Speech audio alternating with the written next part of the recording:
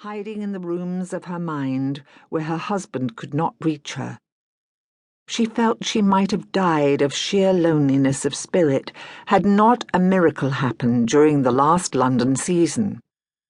She rose and walked over to the pianoforte and sat down and began to play so that she could remember that miracle in peace. Behind her, the guests drank and gossiped as her fingers moved across the keys. Last year, the season had been nearly over when her husband had insisted she make a call on an elderly dowager, Mrs. Trumpington, whose husband had been a prominent member of the Whig Party during his lifetime. He had intended to go with her, but had drunk so deeply the night before that he complained of being poisoned and said he would spend the day in bed. And so Emma had gone alone. There were two other ladies there visiting Mrs. Trumpington, both like Emma in their early 20s. They were Annabel, Mrs. Carruthers, married to a gamester, and Matilda, Duchess of Hadshire.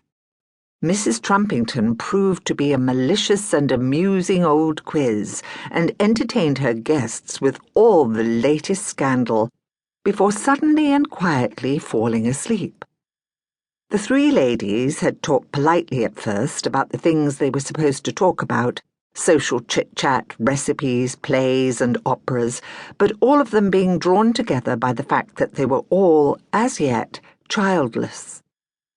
And then Emma had said suddenly, after they had been discussing a production of Romeo and Juliet, "I wonder what would have happened had Romeo been able to marry his Juliet.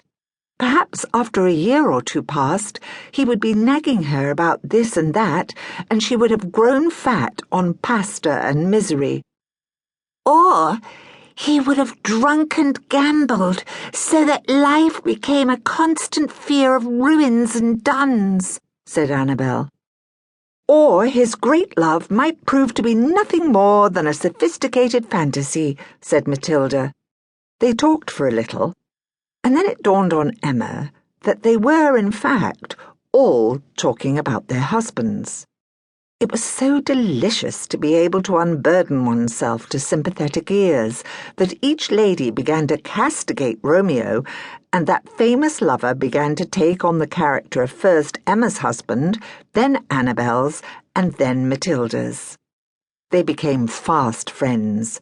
Sir Benjamin was flattered that one of his wife's new friends was a duchess, and did everything he could to encourage the friendship.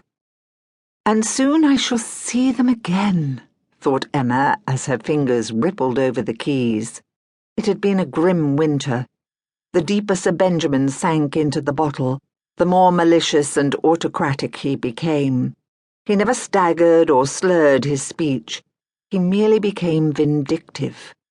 He had decided that his pretty wife's inability to breed was caused by her lack of enthusiasm in the bedroom, and his demands on her body became more innovative and, to Emma, more humiliating. Although he stayed some time in London to attend the parliamentary debates in the House of Commons, such stays were of miserably short duration, or so it seemed to Emma. Each evening he was at home, she would pray with increasing fervour that he would pass out as soon as his head hit the pillow, and for the past blessed month that had been the case.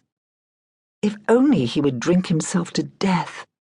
Emma shuddered at the wicked thought, but it took hold of her mind.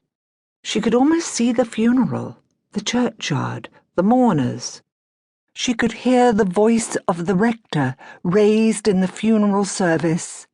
She imagined she could feel the springy turf of the graveyard under her feet as she walked away from the graveside a free woman.